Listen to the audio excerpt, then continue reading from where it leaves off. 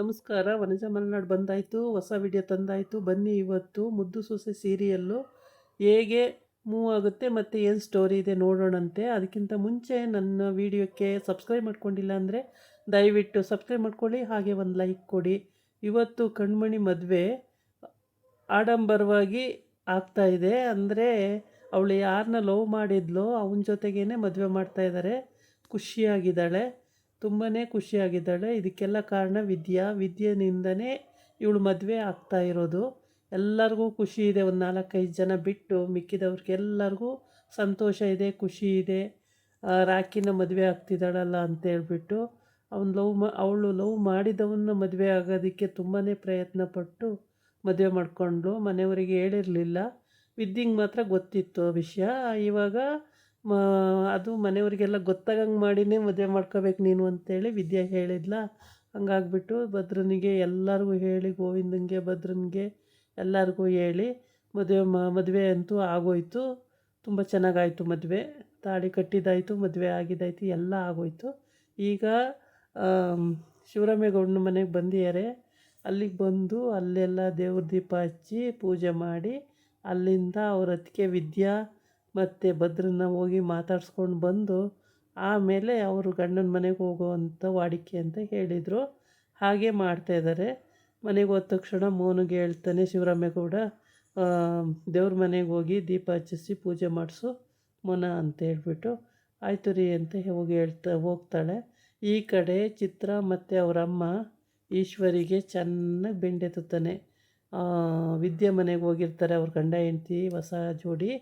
ಈ ಕಡೆ ಈಶ್ವರಿಗೂ ಮತ್ತು ಚಿತ್ರಗೂ ಸಿಕ್ಕಾಬಟ್ಟೆ ಬೈದಿರ್ತಾನೆ ಶಿವರಾಮೇಗೌಡ. ಯಾವತ್ತೂ ಬೈದಿರಲಿಲ್ಲ, ಅಷ್ಟು ಬೈತಾನೆ.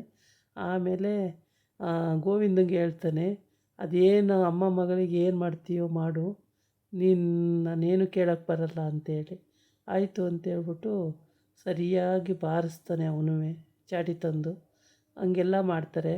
ಇಲ್ಲಿ ಮದುವೆ ಮಾಡುವಾಗ ತುಂಬಾ ಚೆನ್ನಾಗಾಯಿತು. ಗಂಡು ಕರ್ಕೊಬನ್ನಿ ಅಂತ ಅಂದರು, ಗಂಡು ಕರ್ಕೊಬಂದು ಕೂರಿಸಿದ್ರು. ಆಮೇಲೆ ಮಾಂಗಲ್ಯ ಎಲ್ಲರಿಗೂ ಕೊಟ್ಬಿಟ್ಟು ಮುಟ್ಟಿಸಿ ಪೂಜೆ ನಮಸ್ಕಾರ ಮಾಡಿಸ್ಕೊಬನ್ನಿ ಅಂದರು, ಅದು ಆಯಿತು. ಆಮೇಲೆ ತಾಳಿ ಕಟ್ಟಿದ್ದು ಆಯಿತು. ಎಲ್ಲದೂ ಚೆನ್ನಾಗಾಯಿತು. ಮಾತ್ರ ತುಂಬ ಚೆನ್ನಾಗಿ ಮದುವೆನೂ ಆಗೋಯಿತು, ಎಲ್ಲ ಆಯಿತು. ಹುಡುಗ ಹುಡುಗಿ ಒಪ್ಕೊಂಡು ಎಲ್ಲ ತುಂಬ ಚೆನ್ನಾಗಿ ಮದುವೆ ಮಾಡಿಕೊಟ್ಟಿದ್ದಾಯಿತು.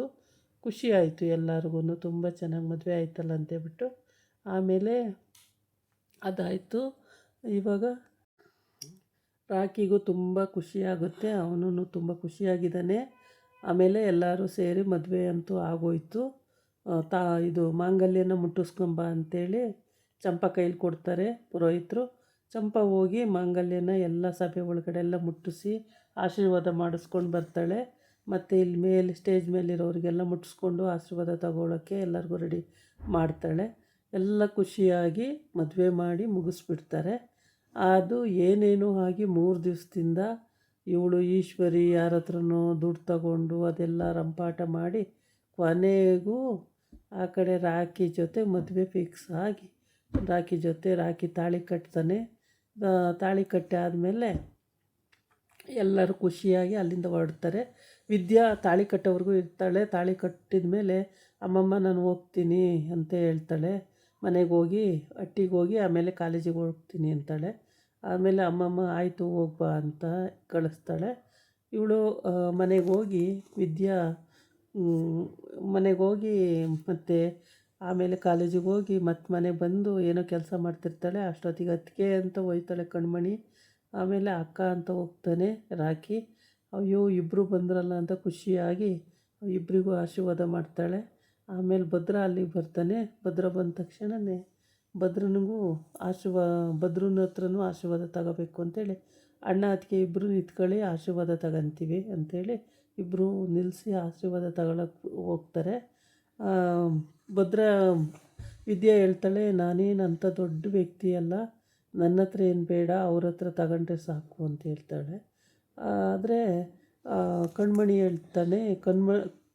ಹೇಳ್ತಾಳೆ ಮತ್ತು ರಾಖಿ ಹೇಳ್ತಾನೆ, ಇಲ್ಲ ನಿಮ್ಮ ಆಶೀರ್ವಾದ ಬೇಕೇ ಬೇಕು, ಈ ಮದುವೆಗೆ ನೀವೇ ಕಾರಣ ಆದವರು, ಇಲ್ಲಾಂದರೆ ನಮ್ಮ ಮದುವೆನೇ ಆಗ್ತಿರ್ಲಿಲ್ಲ. ಹಂಗೇನಾರು ಕದ್ದು ಮುಚ್ಚಿ ಮದುವೆ ಆಗಿದ್ರು ನಾವಿಷ್ಟು ಪಬ್ಲಿಕ್ಕಲ್ಲಿ ಓಡಾಡೋಕ್ಕೂ ಆಗ್ತಾಯಿರಲಿಲ್ಲ. ತುಂಬ ಹಿಂಸೆ ಆಗ್ತಿತ್ತು. ಹೆಂಗೋ ನಿಮ್ಮಿಂದ ಒಳ್ಳೆಯದಾಯಿತು ಅಂತ ಹೇಳ್ಬಿಟ್ಟು ಅವರು ಹೇಳ್ತಾರೆ. ಆಮೇಲೆ ಇಬ್ಬರನ್ನೂ ನಿಂತ್ಕೊಳ್ಳಿ, ನಾವು ನಮಸ್ಕಾರ ಮಾಡ್ತೀವಿ ಅಂತ ಇಬ್ಬರು ಕಿತ್ತಾಡ್ತಾ ಇರ್ತಾರೆ. ಎರಡು ಸಲ ಕಿತ್ತಾಡ್ತಾರೆ. ಕಿತ್ತಾಡಿದ ಮೇಲೆ ಮೂರನೇ ಸಲಕ್ಕೆ ಆ ಕಡೆ ಅವ್ರು ಕಿತ್ತಾಡ್ತಲೇ ಇರಲಿ, ನಾವು ಹೋಗೋಣ ಅಂತ ಹೇಳ್ಬಿಟ್ಟು ಇವರಿಬ್ಬರು ಗಂಡ ಹೆಂಡ್ತಿ ಹೊಸ್ದಾಗಿ ಮದುವೆ ಆಗಿರೋರು ಎಸ್ಕೇಪ್ ಆಯ್ತಾರೆ.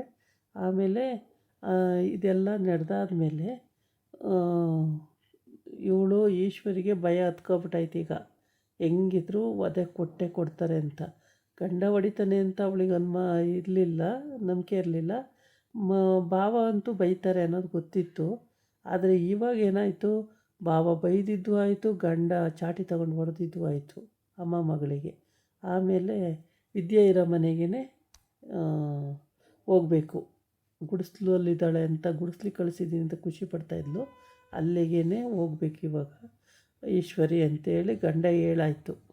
ವಿದ್ಯೆನ ಯಾವ ರೀತಿ ಕಳಿಸ್ತಿದ್ಯೋ ಅವಳದೇನು ತಪ್ಪಿಲ್ದಲೆ ಪಾಪ ಅವಳು ಹೋಗಿ ಅಲ್ಲಿದ್ದಾಳೆ, ನೀನು ನಿನ್ನ ಮಗಳು ಅದೇ ರೀತಿ ಹೋಗಬೇಕು ಅಂತೇಳಿ. ಆಮೇಲೆ ಸರಿ ಅಂತ ಒಬ್ರಿಗೊಂದೇ ಇಲ್ಲವೇ ಇಲ್ಲ, ಒಪ್ಕೊಳ್ಳೇಬೇಕಾಯಿತು. ಒಪ್ಕೊಂಡ್ಳು. ಆಮೇಲೆ ಈಶ್ವರಿಗೆ ಎಲ್ಲರೂ ಬೈದರು, ಸಖತ್ತು ಬೈದಾಕಿದ್ರು. ಅಂಥ ದುಡ್ಡಿನ ಅವಶ್ಯಕತೆ ಏನಿತ್ತು, ಹಂಗೆ ಹಿಂಗೆ ಅಂತ. ಇಲ್ಲಿ ವಿದ್ಯಾ ಏನೋ ಮಾಡೋದಕ್ಕೆ ಅಂತ ಸ್ಟವ್ ಹಚ್ಚುತ್ತಾಯಿದ್ಲು. ಅಷ್ಟೊತ್ತಿಗೆ ಅದಕ್ಕೆ ಅಂತ ಹೋಗಿದ್ದಕ್ಕೆ ತುಂಬಾ ಖುಷಿ ಪಟ್ಬಿಟ್ಲು. ಸದ್ಯ ಹೊಟ್ಟೆಯಿಂದ ನಮ್ಮನೆಗೆ ಬಂದಿರಲ್ಲ ಅಂತ ಹೇಳ್ಬಿಟ್ಟು, ಏನಿಲ್ಲ ಅದಕ್ಕೆ ನಾವು ಆಶೀರ್ವಾದ ತಗೋಬೇಕು ಅನ್ನಿಸ್ತು, ಬಂದು ಅಂತ ಹೇಳ್ತಾಳೆ. ಆಮೇಲೆ ಇಬ್ಬರೂ ಗಂಡ ಹೆಂಡ್ತಿನ ನಿಲ್ಲಿಸಿ ಆಶೀರ್ವಾದ ತಗೋತಾರೆ. ಆಶೀರ್ವಾದ ತಗೊಂಡಾದ್ಮೇಲೆ ಮತ್ತೆ ಇವರಿಬ್ಬರು ಜಗಳಕ್ಕೆ ಬೀಳ್ತಾರೆ. ಯಾರೋ ಭದ್ರ ಮತ್ತು ವಿದ್ಯಾ ಏನೇನೋ ಸಣ್ಣ ಸಣ್ಣ ವಿಷಯಕ್ಕೇ ಹಂಗೆ ಮುಖಾಮುಖಿ ಜಗಳ ಆಡ್ತಾಯಿರ್ತಾರೆ. ಇವ್ರ ಜಗಳ ನೋಡಿ ಸಾಕಾಗಿರುತ್ತಲ್ಲ, ನಾವು ಹೋಗೋಣ ಅಂತ ಹೇಳ್ತಾಳೆ. ಸರಿ ಹೋಗೋಣ ಅಂತೇಳಿ ಇಬ್ಬರು ಎಸ್ಕೇಪ್ ಆಗ್ಬಿಡ್ತಾರೆ ಅಲ್ಲಿಂದ. ಆಮೇಲೆ ಎಸ್ಕೇಪ್ ಆಯ್ತಾರೆ, ಮನೆಗೆ ಹೋಗ್ತಾರೆ. ಮನೆಗೆ ಹೋಗಿ ಅಲ್ಲಿಂದ ರಾಕಿ ಮನೆಗೆ ಹೋಗ್ತಾರೋ ಅಥವಾ ಯಾರ್ದಾರು ನೆಂಟರು ಮನೆಗೆ ಹೋಗ್ತಾರೋ ಏನೋ ಗೊತ್ತಿಲ್ಲ, ಎಲ್ಲಿಗೆ ಹೋಗ್ತಾರೆ ಅಂತೇಳಿ. ಇದಾಗಿತ್ತು ಇವತ್ತಿನ ವೀಡಿಯೋ. ನಾಳೆ ಇನ್ನೊಂದು ವೀಡಿಯೋ ಜೊತೆ ಬರ್ತೀನಿ. ನಮಸ್ಕಾರ.